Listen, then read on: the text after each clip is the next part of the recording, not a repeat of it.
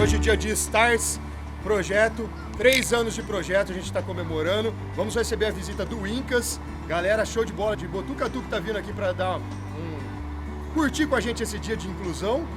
E uma surpresa para os nossos atletas, estamos com o Flash aqui para levá-los até o ginásio, beleza? Quer acompanhar essa jornada? Vem com a gente!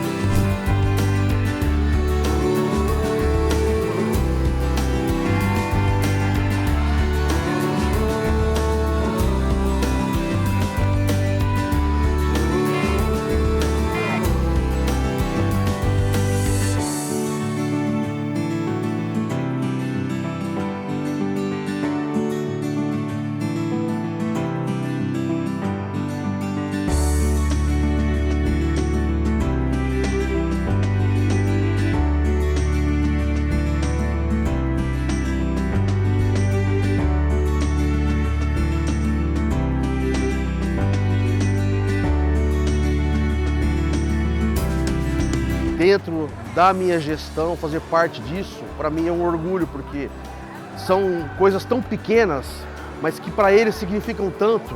Esse momento para eles é maravilhoso, é muito grandioso. Nós temos que entender que todo mundo tem direito, todo mundo tem espaço, e o esporte tem essa magia, desse poder de fazer essa união. Então o Guarani apoia essas causas e a gente fica com um orgulho muito grande de poder desenvolver isso e dar essa visibilidade para a sociedade inteira.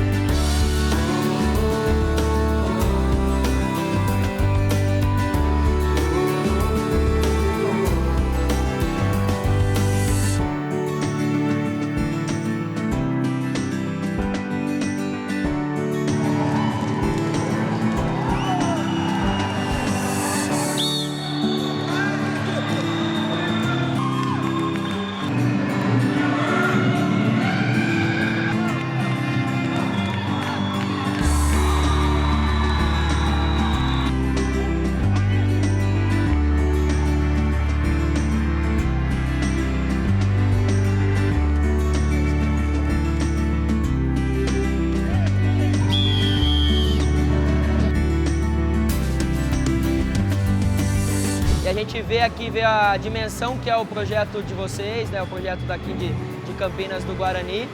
A gente ficou maravilhado e o saldo é muito positivo. A gente espera voltar mais vezes para cá. Eu acho que muito mais pessoas deveriam conhecer, deveriam vir até aqui, vir participar, sabe? Porque é uma coisa assim surreal. Surreal, eu não me imagino fora daqui. Hoje nós estamos celebrando 3 anos de Stars 21 Futsal Down aqui no Guarani. Um dia fantástico de alegria e inclusão, e que nós recebemos os nossos amigos Incas, lá de Botucatu.